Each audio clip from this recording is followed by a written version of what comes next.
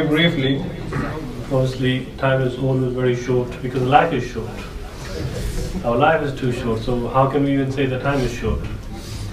And this is the reason why Allah has blessed us the night of Qadr, because the life is short.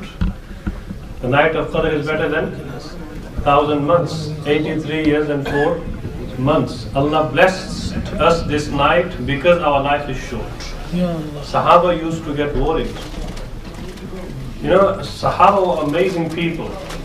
They used to always think, how can we do more and more good deeds and we are not left behind? This was their idea, this was their thinking. So they used to, when they understood, when they heard that the previous nations, Prophet Musa alayhi salam's nation, Prophet Adam alayhi salam's nation, they lived for thousands of years.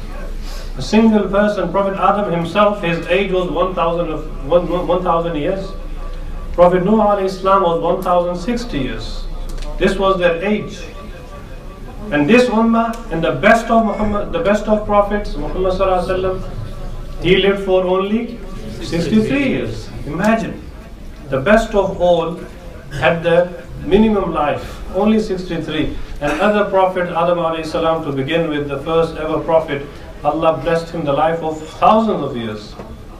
So Sahaba used to think that, oh Prophet of Allah, the previous people, that means that they had more ibadah, they had more salah, they had more worship in their life than us. Because we're only going to live on average 60 to 70 years and they live for thousands of years. So that means they're going to be ahead of us on Judgment Day. This was their concern. Do we think like this today? Or do I think my biceps is not big as his? My muscles is not big as his? This is what our youngsters today think. But Sahaba thought, and they thought very differently to us. Then this was their concern, and Allah revealed Surah Al-Qadr and said, Laylatul Qadri khayrun min alfi shahr. O Muhammad sallallahu alaihi wasallam, tell your companions, they are worried, they are concerned that they have very short life. Allah said, within this short life, you do little, you do the minimum, but achieve the best reward. Last to come in number, first to go in Jannat. In one long hadith of Bukhari, Sahih Bukhari, Muhammad sallallahu alaihi wasallam gave an example of the three big nations, Jews, Christians and Muslims. Because these three religions, they belong to Allah, or they belong to prophets sent by same Allah. So Prophet of Allah said that the Jewish example is like a person who works from Fajr till Zohar, and then he gets paid, he gets his wage. Meaning they have the long hours of work, but same wage. And Christians' example is a bit better than them, that they work from Asr till from Zohar till Asr, which is a bit shorter time than the morning to Zohar time. So they worked and they also got wage. Then came the last ummah who only worked from Asr till Maghrib, but they got the best wage than the first two. This is the example of this ummah, that Allah blessed this ummah in many ways. And one of them is that Allah has blessed us the night of Qadr. So I was saying the time is very short because life is short. Before you know, our life is already finished. If a person lives the life of 60 years on average, out of 60 years, if a person sleeps 8 hours daily, then this means that out of 60 years, he slept for 20 years. You are left with 40 years only. This is our life. And over this short life, we are sacrificing our hereafter. We are displeasing Allah. We are not even doing what we're supposed to do in this short life given. So the point I wanted to stress on in this short time we have is the atmosphere of Ramadan is amazing. The environment, mashallah, is amazing. Many youngsters are here, elders are here. We're spending the whole night or tonight in the masjid. And alhamdulillah, all of us, we like it, don't we? We like these kind of gatherings. We like this kind of atmosphere, and this is in this environment. Now, there is a recipe, or there is a technique. If we do that, then we can have more of these in our life, inshallah, which is going to come. Because Allah has said, if you thank me for the favor of mine, then I will increase that favor. Meaning, if we thank Allah, as Mawlana Ta'ala Sahib started his speech by saying that Allah Ta'ala ka lakh lakh shukr hai. We thank Allah millions of times that He has given us Ramadan, He has given us Quran, He has given us this night. The reason is that if we thank Allah, then Allah is going to increase the favor of His. La in shakartum la azidannakum. That if you thank me, I will increase my favor on you. This is how Allah deals when we thank Allah. This was the practice of the prophets. Let me give you a short example of Prophet Sulaiman alayhi salam. Amazing prophet he was. Amazing prophet. If you read his stories in the Quran, you will love it, you will enjoy it. But because we don't have the time for Quran, we still have time for Romeo and Juliet. We have time for all other books and scriptures around the world, but we don't have time for Quran. How many of us, we don't need to answer this question, but how many of us here tonight can answer to yourself and say that in my life I read the Quran with understanding at least once in my life? Do I understand what Allah is saying to me? Somebody who you like in this worldly life, they send you a message or text message, and if they happen to send you a message in a different language than you understand, how eager you will be to go to somebody who can translate it for you. What they're saying to me, please tell me. But Allah sent this Quran down. Hudallil Muttaqeen. Quran said it is the guidance. It is book of guidance.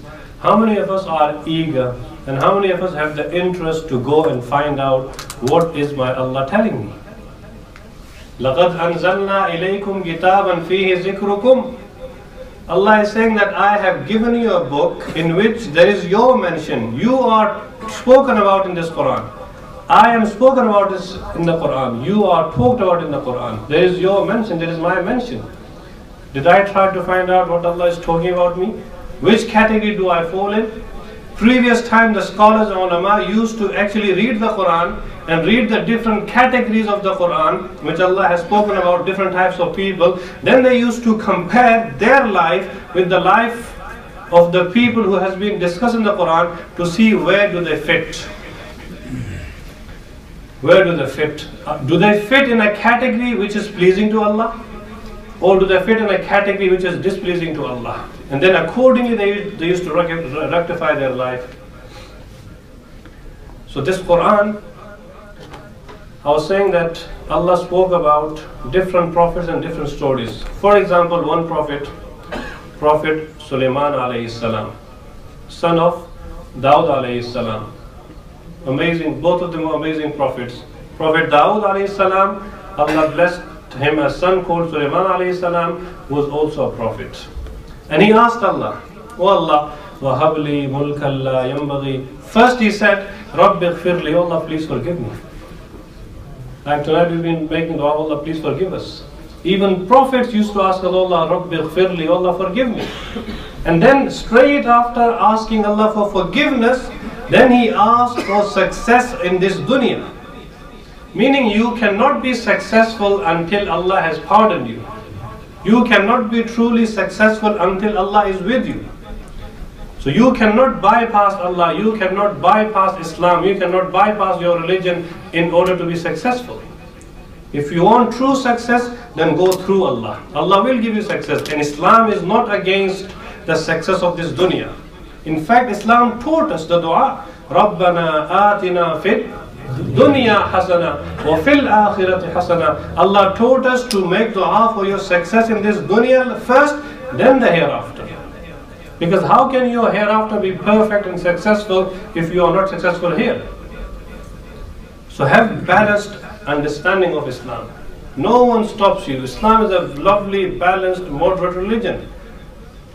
It allows anything which will bring success to me in this worldly life, and which will, the same success which will lead me to hereafter as well.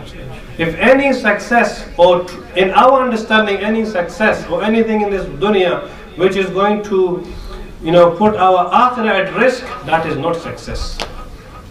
For example, Abu Jahl. You know Abu Jahl? The arch enemy of Muhammad sallallahu alaihi wasallam. He is known as Abu Jahl, the father of ignorance, or ignorant man. Ignorant man. Even though he was educated person. He was one of the 17 people of Makkah who was educated. And he was known as Abu al-Hakam, father of wisdom, father of knowledge. But when he failed to believe in Allah, when he failed to believe in Muhammad sallallahu alaihi wasallam, Islam said, how can you still be called father of knowledge if you don't even know your own Allah? How can you call yourself educated? If you don't know your own Lord, your own Allah, who created you, who gave you life, you don't recognize His favors, and you still call yourself successful and educated? No. So Islam called him Abu Jahl. Not father of justice or father of wisdom or knowledge, father of ignorance. Because he failed to realize Allah and His Muhammad sallallahu alaihi wasallam.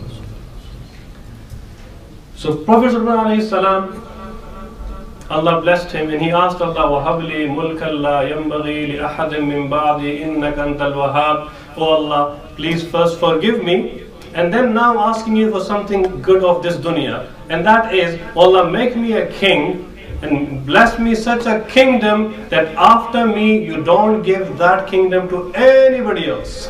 Make me unique. And don't give what you give me to anybody else, please. And this was dua.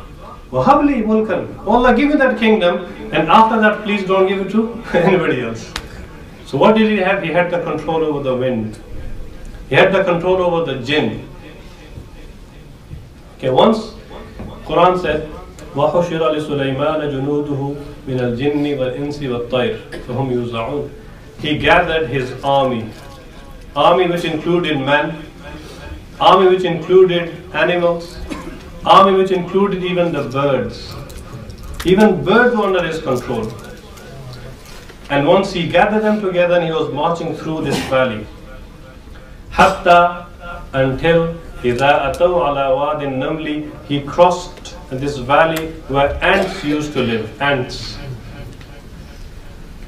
An ant you can't even see. Sometimes you drive or you walk over them, you don't even realize.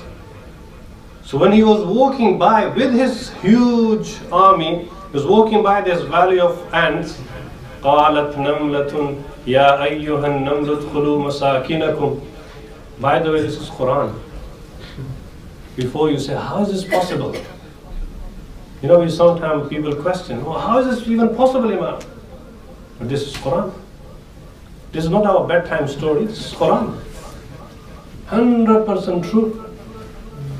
The queen ant said to the other ants, you know what? Udkhulu masakinakum. Quickly before Sulaiman arrives, go into your houses, go into your homes. La yahtimannakum Sulaiman wa junuduhu wa hum la yash'urun. Because Sulaiman is coming, he's a human, he won't even realize that he will crush you. I'm not blaming the Sulaiman, he said. The ant said, I'm not blaming Sulaiman or his army because they won't know. Because they are huge in number, they will walk and they will crush us. They won't even realize, meaning he will not have the unseen knowledge. So before he does that, please enter into your homes, into your houses. Subhanallah. When ant said that, the queen ant said it, Allah echoed the voice of the ant into the ears of Sulaiman alayhi salam. And he heard the ant speaking. Today you can't hear a person next to you speaking. He heard the ant speaking and fatabassama, he smiled. Fatabassama dhahikan min qawliha. He heard the ant saying something about him that, oh, Sulaiman is going to crush you, please go inside quickly. He's driving very fast today. He heard and he smiled. As Quran said, fatabassama, he gave a smile. But the point which I want to bring you on is that straight away he realized that this is the big favor of Allah, that I understand the ant, I heard the ant, and I also understood what the ant has said. So this is the favor of Allah. So straight away he was so humble, he was down to earth, he made a following dua. And he's an amazing prophet, he is. He said, وَقَالَ رَبِّ أَوْزِعْنِي أَنْ أَشْكُرَ نِعْمَتَكَ الَّتِي أَنْعَمْتَ عَلَيَّ وَعَلَى وَالِدَيَّ وَأَنْ أَعْمَلَ صَالِحًا تَرْضَاهُ وَأَدْخِلْنِي بِرَحْمَتِكَ فِي عِبَادِكَ الصَّالِحِينَ. This is the dua of the Prophet. He said, oh Allah, thank you. Well, thank you so much for this favor of yours. Now, after blessing me, this favor of yours, now enable me that I can thank you for this favor. The point is that if you want more of these gatherings, more of this atmosphere, then thank Allah for this atmosphere. So he said, Rabbi, oh my Lord, أوزعني أن أشكر نعمتك التي أنعمت علي وعلى والدي. Oh Allah, enable me that I thank you for this favor which you have bestowed upon me and my parents. The point here is again is amazing that he is linking this favor not only on himself, also at his parents. That because of me, even my parents will be proud.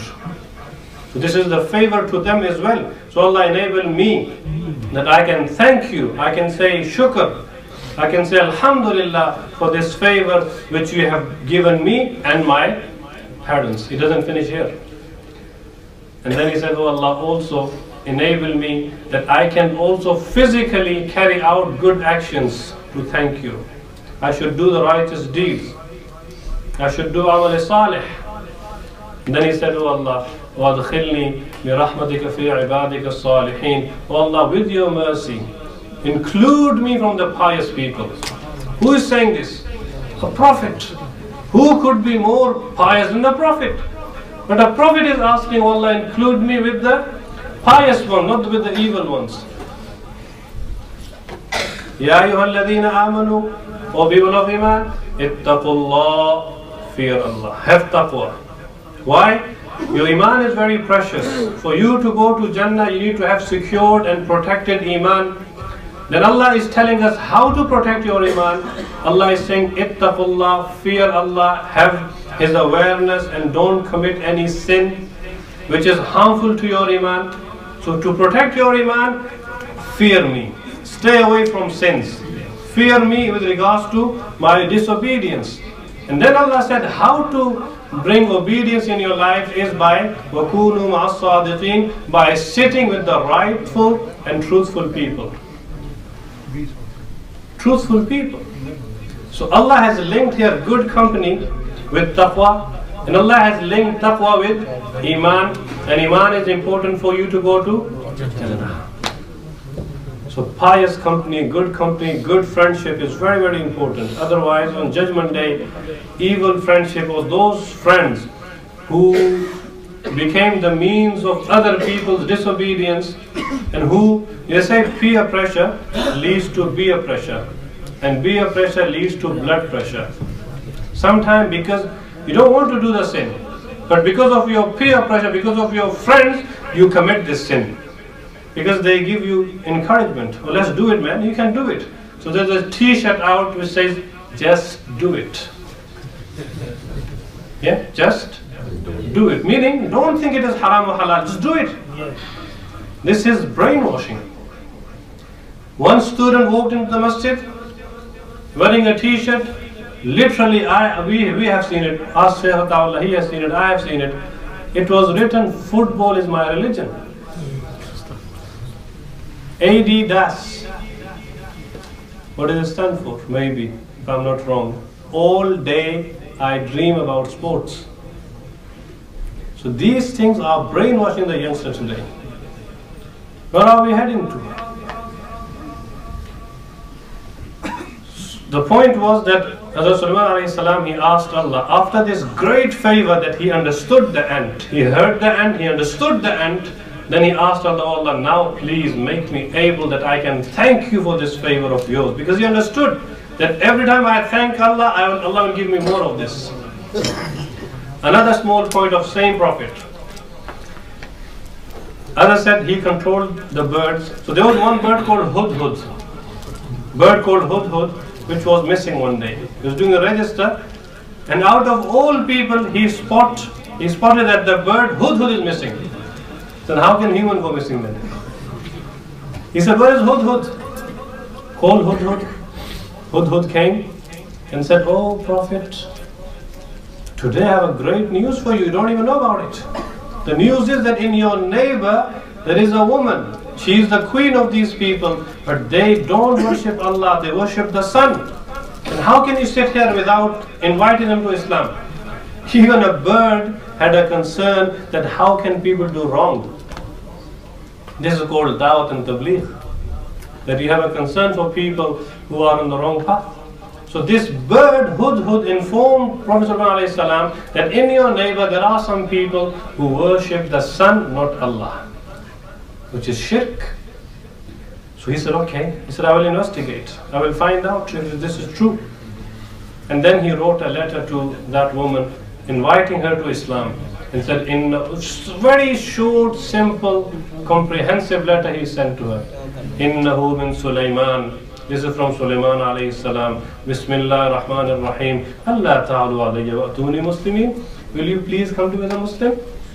Simple, no other introduction. Oh, I am this, I am so and so, I have so many contacts. No, simple. This is Sulaiman, simple guy, a prophet of Allah. In the name of Allah, I'm asking you, please come to me as a Muslim. Meaning, believe in Allah, worship Allah, don't worship the sun. She was a bit diplomatic. She said, okay, there's a message out from the neighbor country, what shall we do? She asked the ministers, they said, let's fight him. We are strong people, we have nuclear weapons. Let's fight them, let's show them who we are, what we're made of. She said, no, please don't do that. Don't do this mistake.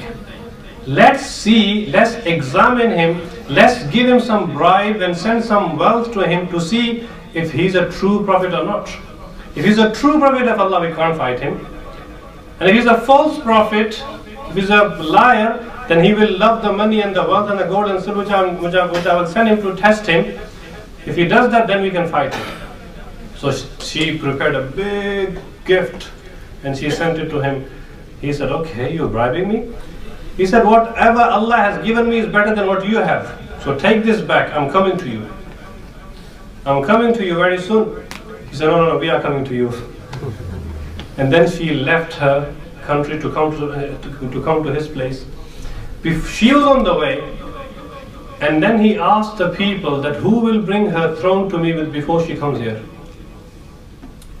I want her palace or her throne here before she arrives here. So قال عفريت من الجن. One of the jinn, his name was Ifrit, a mighty jinn. He said, I can bring it to. I can bring it to you. Sir, how long will you take? He said, just give me the time in which you sit and stand, that's it.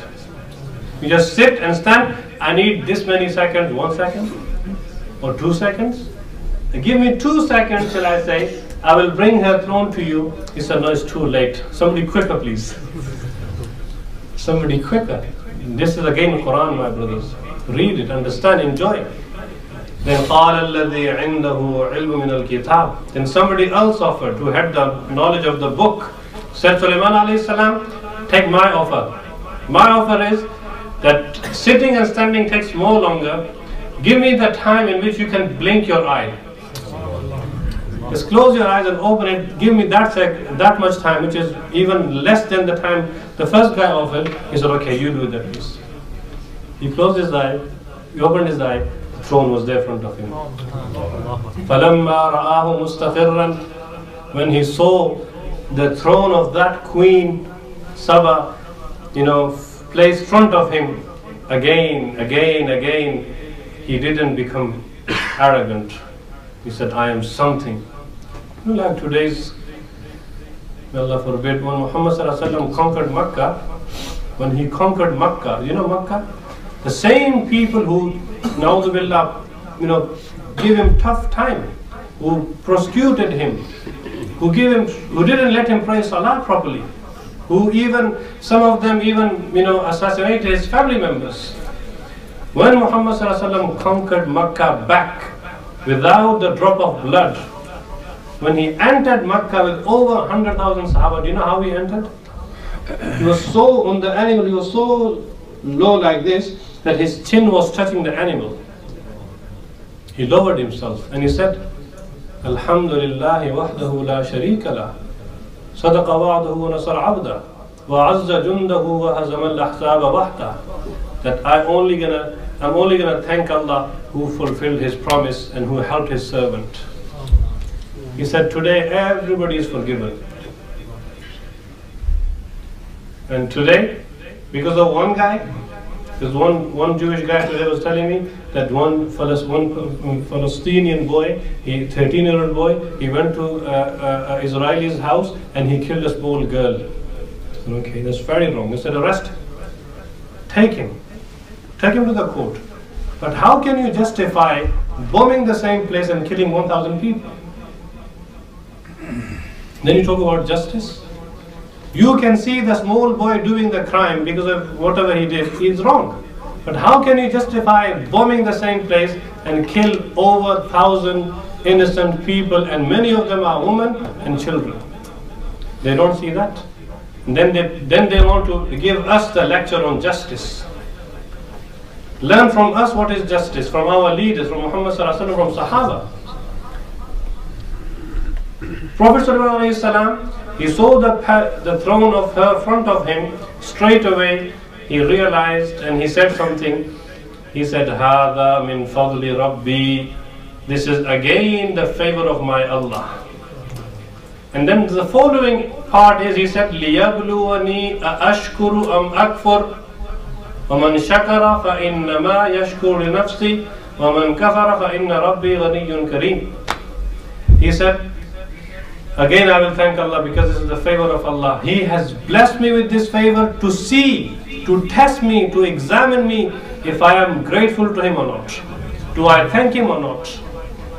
Today our people make a nice big mention in Pakistan and write Hada min fazli Rabbi, and they don't write the next part to it, that Allah given me this to test me. They only write the first part.